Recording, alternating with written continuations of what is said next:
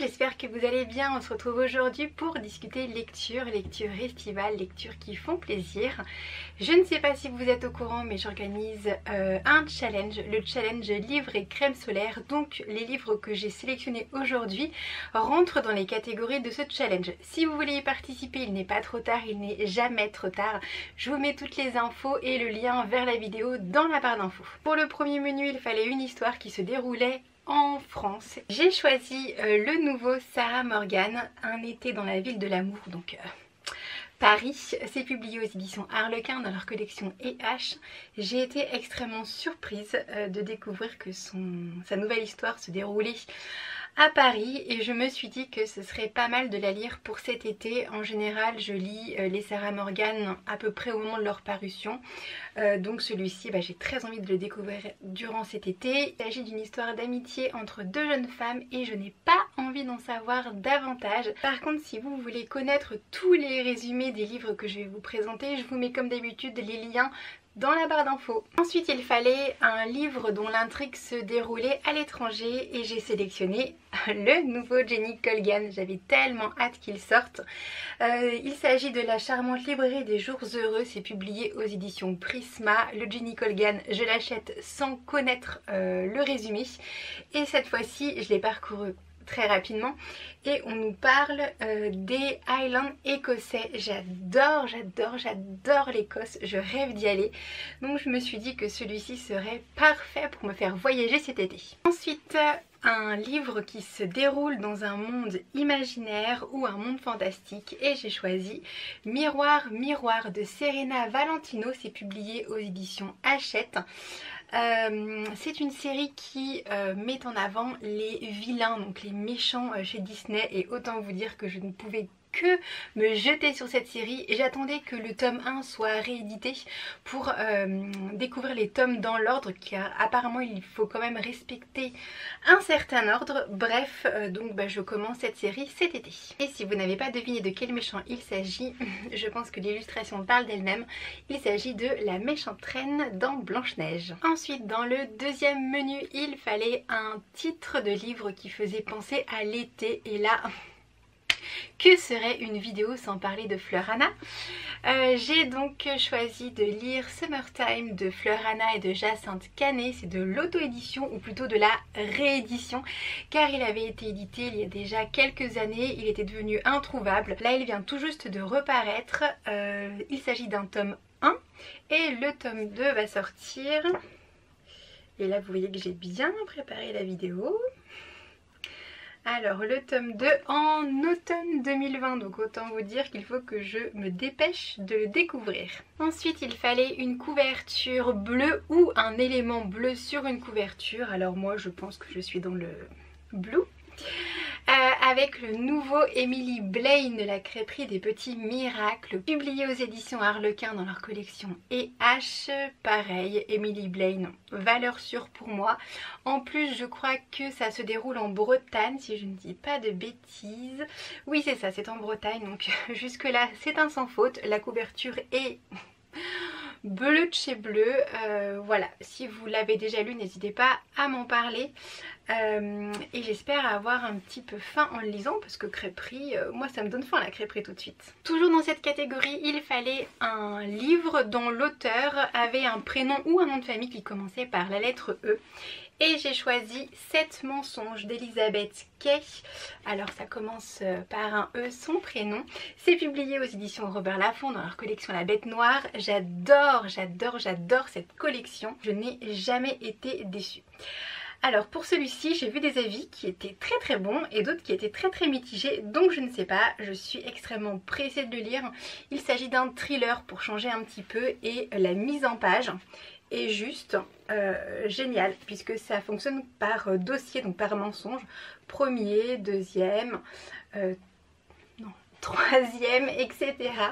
Je trouve que l'idée est génialissime. Bref, je suis hyper pressée de le lire et de vous en reparler. Pour la troisième catégorie, il fallait lire le dernier livre, soit emprunté, soit acheté. Alors moi je me suis basée sur un achat et j'ai craqué, je crois que c'est la semaine dernière sur celui-ci, donc c'est Strawberry Moon, la fille de la lune. C'est peut-être un tome 1, je ne sais pas, c'est de la jeunesse, c'est ultra court comme vous voyez. C'est de Laia Lopez, c'est publié aux éditions Hachette. Et alors, je pense qu'on va nous parler de sirène. Je n'ai pas lu le résumé, je ne veux pas le lire parce que quand on a ça, comme on a combien de pages? On a même pas 200 pages, donc non. Par contre, ce qui m'a vraiment plu dans ce livre, c'est les illustrations. Puisqu'à l'intérieur du livre, les illustrations sont en couleur. Alors, c'est déjà pas très long et en plus, il y a des pleines pages d'illustrations. Je trouve que c'est vraiment magnifique. Vraiment. Ça me plaît énormément, voilà, donc il y a vraiment beaucoup d'illustrations, je pense que ça va se lire super vite. Mais un livre avec des illustrations en couleur dedans, c'est tellement rare que je ne pouvais que craquer. Et je dois dire merci à Amandine parce que c'est sur ton Instagram que j'ai vu ce livre que je n'avais repéré nulle part à vrai dire. Et quand tu as mis que tu le rajoutais à ta wishlist, j'ai littéralement craqué dessus quand je l'ai croisé. Toujours dans la troisième catégorie, il fallait trouver un livre qui n'était pas un roman pour changer un petit peu parce que je pense que vous êtes comme moi, vous n'avez pas que des romans dans votre pile à lire. Au début je pensais partir plutôt sur une bande dessinée ou un manga, bref j'avais vraiment le choix et je me suis dit que non, j'allais choisir un autre livre. Il s'agit d'Urban Jungle. Alors c'est décoré avec les plantes, c'est publié aux éditions Erol, c'est de Igor Josifovic et Judith Degraff et c'est un livre sur les plantes. J'adore les plantes, je suis littéralement une plante addict, je pense que ça se voit et encore vous ne voyez pas tout hein. Mais donc dans ce livre il y a des photos qui sont absolument magnifiques, mais il y a également pas mal de textes. Je vous montre un petit peu. Vous voyez, hop, du texte, là c'est l'avant-propos. Et après, eh bien, il y a pas mal d'illustrations avec des petits trucs à côté. Et j'ai envie de lire ces petits trucs qui sont à côté. Le livret est splendide. En plus, il y a quelques conseils avec certaines plantes. Par exemple, celui-ci, l'oxalis. Voilà. Je vous en reparlerai plus en détail, hein. Le Monstera, on ne le présente plus. Donc j'espère que le texte va me plaire autant que les photos. Toujours dans cette troisième catégorie, il fallait que je trouve un livre de mon genre préféré. Alors je dis bien trouver parce que j'ai plein de livres de mon genre préféré sous la main, hein, que je n'ai pas encore lu et le choix s'est révélé assez cornélien. Mon genre préféré, je pense que vous l'aurez deviné, c'est la romance, très clairement. Je lis beaucoup de romances maintenant. Donc j'ai cherché et je me suis dit qu'en ce moment j'étais en train de lire Eleanor and Gray de Brittany Setcheri et j'adore ce livre. Je pense que ça va être un coup de cœur, mais on en reparlera. Et je n'ai pas très envie de quitter cet univers, donc je compte bien poursuivre avec London and Shea, c'est le tome 1 donc de Brittany Setcheri, publié aux éditions Hugo Roman dans leur collection New Romance. On ne présente plus cette autrice, elle a une plume absolument divine. Bref, je suis ravie de savoir que je pourrais retrouver certains de ces personnages dans ce tome là. On passe à la quatrième catégorie et il fallait trouver une nouvelle ou une novella. Alors moi j'ai plutôt jeté mon dévolu sur une nouvelle de Fleur Anna qui s'appelle La fille des Épelins. Je me suis rendu compte que je n'avais pas tant de nouvelles que ça dans ma pile à lire. J'en avais une autre d'Agatha Raisin je crois sur Noël, sachant que j'ai lu les je crois 2 premiers Agatha Raisin et que là c'était peut-être le tome je sais plus je sais plus du tout, bref ça n'allait pas. Et puis j'avais une autre nouvelle encore de Fleur que je voulais relire, mais je me suis dit que allez, je vais changer totalement d'univers et partir dans celui-ci. Je ne connais pas le résumé, mais vu l'illustration je pense que ça va être un petit peu steampunk. Toujours dans la quatrième catégorie, il fallait terminer une saga. Je voulais à moitié tricher, hein. Enfin pas trop, mais je me suis dit allez, enfin je vais pas me prendre des pavés, j'ai pas du tout envie de lire des pavés en ce moment. J'allais pas choisir un pavé de 500-600 pages de fantasy, j'ai pas du tout envie de lire de fantasy en ce moment non plus. Donc je pensais prendre pareil une petite série de mangas à terminer ou voir des BD, parce que j'ai aussi des séries de BD à terminer. Et je suis tombée sur un dernier tome d'une série que j'avais lue l'année dernière et je sais pas pourquoi il est passé à la trappe celui-ci. Il s'agit du tome 4 de l'hôtel Heartwood de Kali George. C'est publié aux éditions Casterman et en plus ce tome là s'appelle Enfin l'été. C'est le dernier tome de la série et il se passe l'été, donc j'étais obligée de le choisir dans cette sélection. Très sincèrement, je sais pas du tout pourquoi je l'ai pas lu l'année dernière. Là, je n'ai pas d'explication. Mais je me suis dit que ce serait beaucoup mieux de lire ce livre jeunesse qui est illustré également et qui va se lire très très vite.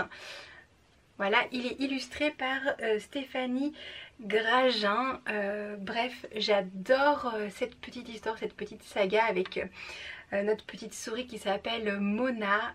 Je n'ai pas lu le résumé. J'ai pas du tout envie de connaître des petites bribes de la fin avant de le découvrir celui-ci. On arrive au dernier livre et il fallait trouver un livre publié en 2019. Alors, publié en 2019, que ce soit dans sa version grand format ou dans sa version poche, puisque j'ai eu la question qui est une très bonne question, c'est vrai que je n'avais pas du tout précisé, mais non, je vais pas aller chipoter. Si vous avez un livre qui est sorti en format poche en 2019 alors que son histoire date enfin il est sorti en grand format en 2018, 2017, etc. Avant, peu importe, c'est pas grave. En effet, le livre est paru en 2019, donc c'est bon. Pour ma part, j'ai choisi Josh plus Hazel ou Comment ne pas tomber amoureux de Christina Loren. J'adore ce duo d'autrices, mais je ne retrouve plus mon livre. Donc c'est quand même assez incroyable, il faut que je retourne tout, hein, toutes mes piles à lire qui sont de partout. Je sais pas du tout ce que j'en ai fait, je crois que d'ailleurs il était dans ma pile à lire de l'année dernière. Pareil, je ne sais pas pourquoi je ne l'ai pas lu, parce qu'en plus c'est un schéma de romance que j'adore. C'est publié chez Hugo Roman, j'ai oublié de vous le dire, dans leur collection New Romance. Et on va suivre deux personnages, deux amis. Et vraiment moi, les romances avec deux amis entre guillemets d'enfance, parce que c'est pas vraiment des amis d'enfance, je crois qu'ils se sont rencontrés à la fac.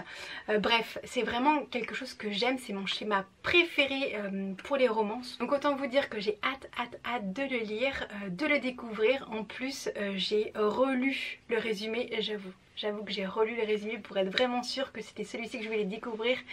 Et oui, j'ai même envie de le commencer maintenant, mais encore faut-il que je le retrouve. Si je le retrouve pas, mais bon, je vais bien finir par remettre la main dessus, je le prendrai en numérique, peu importe, en tout cas il me fait méga envie. Ça y est, vous connaissez mes lectures de cet été, ça fait quand même une pile à lire qui est plutôt bien fournie, sachant que je ne respecte jamais les piles à lire. Donc les choses ont encore vraiment le temps d'évoluer. On verra bien, de toute façon le principal c'est de s'amuser, de prendre plaisir en lisant. Je suis super pressée de découvrir vos piles à lire.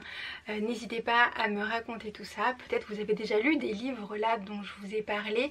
Pareil, n'hésitez pas à m'en parler pour qu'on échange autour. Ça m'intéresse toujours énormément d'échanger avec vous.